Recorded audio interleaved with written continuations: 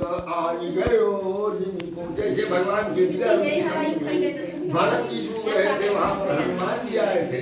उसी प्रकार में तीर्थ स्थान में 88,000 ऋषि लोग कर्म के मनुष्यों के विलय रूपी समुद्र में डूब रहे थे। यहाँ पर सूर्य जी आ गए। सूर्य जी को देखकर सब अपने अपने स्थान से खड़े हो गए, दंडवत प्रणाम किया और कहा कि रघुपति कथा कहो करिलाया। हे मुनि से सूर्य आप कोई भगवान की कथा कही जिससे कि कलयुग में मनुष्यों का कल्याण हो। सूर्य ने कहा जिस प्रकार आप लोग हमसे प्रश्न पूछ रहे हैं, इसी प्रकार एक समय नारद जी घूमते घूमते लोक में आए तो देखा कि अनेक प्रकार की उनमें लोग उत्पन्न होकर अपने पूर्व जन्म के किए हुए कर्मों का फल भोग रहे हैं।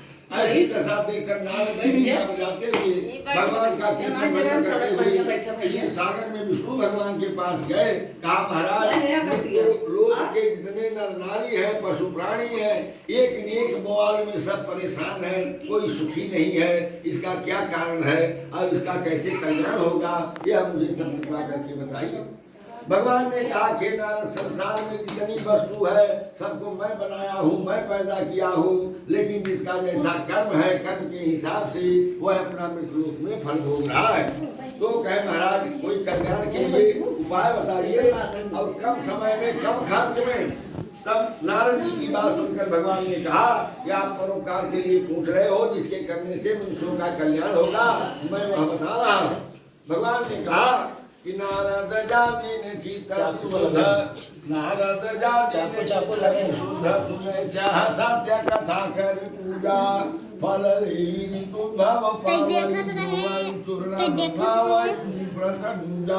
पंचामृत में अनुहाय होगा सुने मनुजा और ब्राह्मण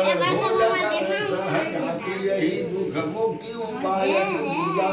भगवान ने कहा कि नारायण संसार में बहुत कम खर्च में सत्यनारायण भगवान की कथा जो सुनेगा वो अमृत लोक में सुख भोग कर अंत में वैकुंठपुरी को जाएगा। कहा महाराज उसमें क्या क्या सामान लगेगा।